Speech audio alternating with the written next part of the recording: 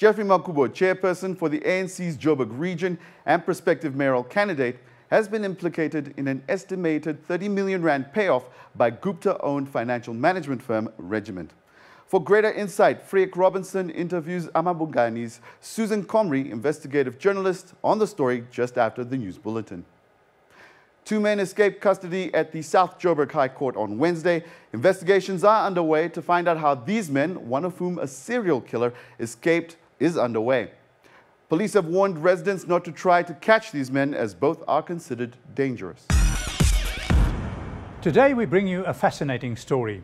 The investigative team of amaBhungane has discovered that senior officials of the previous Johannesburg Council engaged in nefarious activities that cost the citizens millions of rands. Excessive fees were paid by the financial services company Regiments to a company Molelwane, owned by a top ANC member and later council member Geoffrey Makhubo. He was paid millions to facilitate the contract to Regiments to manage the city's sinking fund of R1 billion or more. These events are also part of a wider network involving the Guptas. We spoke to the journalist who wrote the story, Comrie.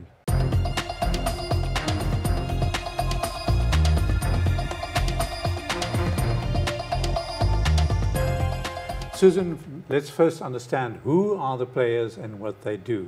Let's start with Regiments. Sure. Regiments Capital, they're a financial services firm. At one point, they were kind of one of the largest black-owned financial services firms in the country. Now, in the last few years, they've increasingly been implicated in state capture, in kind of the Gupta-led state capture, working alongside McKinsey at Transnet. And then later you had kind of part of Regiments spinning out to form Trillion, which was then implicated at Eskom.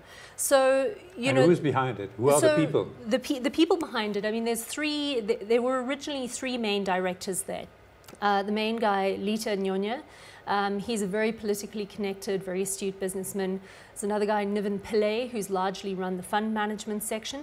And then Eric Wood, who's probably a little bit more well known to people, who left with the advisory section in order to start Trillion. We can come back later to the Gupta angle, but let's now concentrate on this sinking fund. They had to deal with the Johannesburg Council about a sinking fund. Now, what is that sinking fund? So, I mean, effectively, the city puts money aside into what they call a sinking fund, a redemption fund, so that when they have debts due in future, there's money there that's been invested and that's available when they need to pay those debts. Now, in 2006, Regiments got the first contract to run that sinking fund. How big was it? Well, it kind of varies. I mean, it's normally over R1 billion, and it kind of goes up and down, according to the city's needs. And they must invest it in various places actually to increase the value. Exactly, yeah. And the deal is that they would invest it and then receive a sort of set amount as their as their fixed fee, which would be based on how much was in the fund. But then they would also receive an outperformance bonus according to how the fund performed. Now, it's in those outperformance fees and how those fees are calculated where they've really been able to take a vast amount of money from the city. It's excessive beyond what one should expect.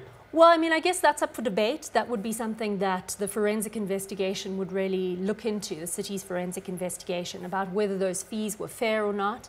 What the city estimates they've given to Regiments in the last, since 2006, in the last 12 years, they say on the first sinking fund contract, which expired in 2015, they reckon 300 million rand in fees, and then another 100 million rand in fees in the second contract, which is still running as we speak.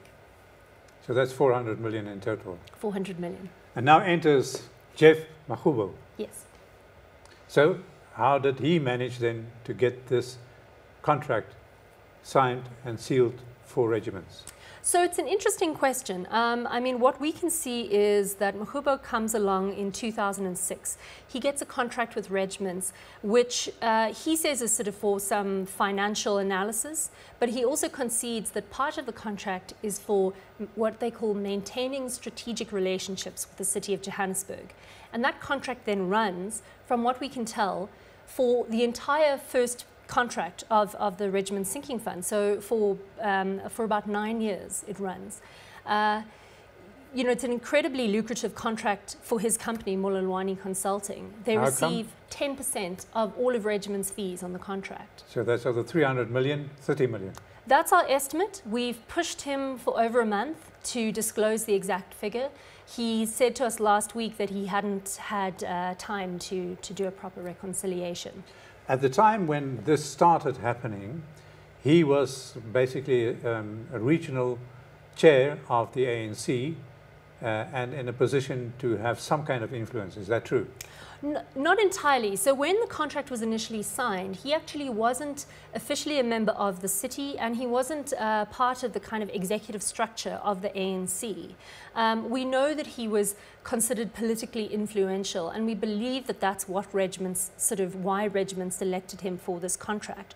What we see is that as the contract progresses, he first becomes the treasurer of the ANC, the Joburg ANC, giving him a position within the executive. And then in 2011, he becomes the MMC for finance. Now that's really where things get problematic, because suddenly he is meant to be policing this contract that he himself, or his company rather, is benefiting from. Yeah, so that's problematic. So in terms of the rules, that's actually totally out of bounds. Yeah. Okay, but then he knew from the start probably that this is not how it should be. How come he could conceal it without any action being taken against him? Well, that's kind of the fascinating one for us, is when we started to ask him questions and we started to say, look, you know, were you not conflicted when you initially became treasurer and then when you became MMC? His defense to us was to say that the contract with Regiments, between his company and Regiments, would have lapsed in 2011 when he took office. And he also said to us that he resigned as a member of Mololwane Consulting in 2011 as well. Now, we've checked out both of those things, and neither of those check out. For one, we can see evidence of payments running, you know, into 5, 6, 7 million rand a year. Did he resign from his? We can see no evidence of that. From his directorship or membership of the company? We can see absolutely no evidence of that. He's still listed on CIPC records as being a member of Mololwane Consulting. And importantly, he up until this year is still disclosing to the city in the city's register of councillors' interests that he holds a 67% stake. And he's still receiving his money. I mean, that's something that it would be difficult for us to know until we actually got into the bank accounts of Mololwane, which unfortunately we're not allowed to do. So that'll really be something for the kind of forensic investigation to answer. But he certainly, as a member, he's certainly receiving the benefit of it. Whether he decides to then direct the money into other places, we don't know. And what role did Parks Tau, the former mayor, play in all of this? So it's an interesting one. We can see that kind of as Parks Tau kind of moves up the chain, you know, Geoff Makhubo from MEC of Finance into to mayor, becoming a mayor. We see that Geoff Makhubo moves in. Yeah. So Geoff then actually took up that position. Takes up the position of MMC. Now, the fascinating question for me is, you know, when Parks Tau appoints Geoff Makhubo as MMC, he says to us he knows that Geoff has a relationship with Regiments, but he says he doesn't quite know the details of the contract. So he didn't do anything practical to actually determine the exact position. Well, I mean, that's one of the questions we have, is it seems kind of negligent that he didn't ask that question. You know, from what we can see, the terms of the contract, one of the main things that Mololwane would have had to do was to kind of maintain these strategic relationships. Now, when Parks had been MMC for finance, that almost would have made it a certainty that that was one of those strategic relationships that would have to be maintained. It's very difficult to believe that he simply failed to ask the question. And Makhubo actually owns 67% of the company Mololwane, isn't it? Yes, it's a CC, so it's a lot easier for us to determine ownership, which makes it a bit easier. We don't have to go into share registers and things like that. And the other owner of the business? Is his mother. Okay, and so she would benefit greatly if he would resign, but he didn't resign. As far as we can tell, there's no evidence to conclude that he resigned. As far as we can tell, he continued as a member of the company, and the company continued to benefit from this very lucrative Regiment's contract with the city, receiving roughly 10% of the fees on a monthly basis, as well as kind of quarterly outperformance payments. Now, when this deal came up for renewal in 2012, I understand initially there was some kind of resistance from Parks Tower. Is that true? Well, the tender was initially issued at the end of 2010, and what we see happening is that rather than the tender being awarded, there are suddenly these kind of objections that he raises about there not being kind of social investment criteria in the tender, and the tender effectively gets cancelled. Now, from what the city, which is now obviously under DA control, they've been doing their own investigation, and what they volunteered when we asked them questions, they told us that from what they can tell, Regiments was actually not going to win that contract in 2011, that they had not made the shortlist. So it seems rather coincidental that Regiments wasn't going to win the contract. Suddenly the contract decides to get cancelled. But we don't know for sure exactly what happened there. What does happen though, and what we do know, is that a year later the contract gets issued again, the tender gets issued again. This time Regiments kind of is the only company that makes it through all of the technical rounds. The only one of 12. Yeah. And the other 12 would include banks and financial institutions. Huge banks, huge financial institutions. Now, I mean, the city has, or rather Parks Tower said to us that, you know, the tender process has been looked at, that it was given a clean bill of health. That's something, though, that we don't have that much insight into. We're going to have to rely on the city's investigation to kind of determine whether that's true. Well, we've taken one part of the story now, and that is Makhubo and his role in this whole commission effort and how he benefited and so forth. But now, how does this fit into the wider picture and the Guptas that you referred to initially?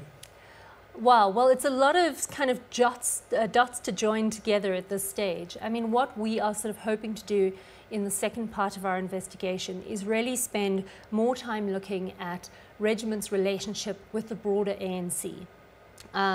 Still, a lot of it was still with the Johannesburg ANC, but also with other municipalities in Gauteng, where we can see similar types of practices happening, donations happening to the ANC, and then, you know, attempts by Regiments to kind of use backdoor methods to get contracts.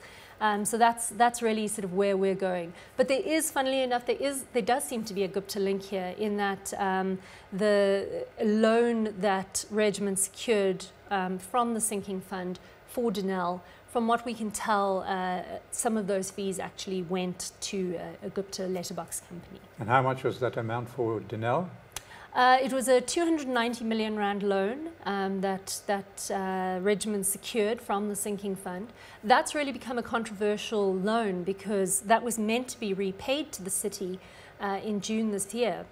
But as you know, as we know, that didn't happen. Denel the city's can't now pay had to, because they're broke. Exactly. The city's now had to wait until December, hopefully, 10th of December, we're meant to be getting that 290 million rand back from Denel. And then another partner or another part of the story is the Transnet pension fund. Absolutely. I mean, that's an ongoing story. It's been a fascinating one that's been playing out in court. Not really in open court yet. It's been a case of both sides filing court papers. Now, basically what happened was the type of contract that Regiments got to manage the Johannesburg sinking fund, they got a very similar type of mandate to manage a pension fund for Transnet. It's called the Transnet Second Defined Benefit Fund. And that fund has now taken Regiments to court to say that they want a large amount of those fees to be returned. They've 190 or what? I think it's even in excess of 200 million at this stage that they're asking to be returned.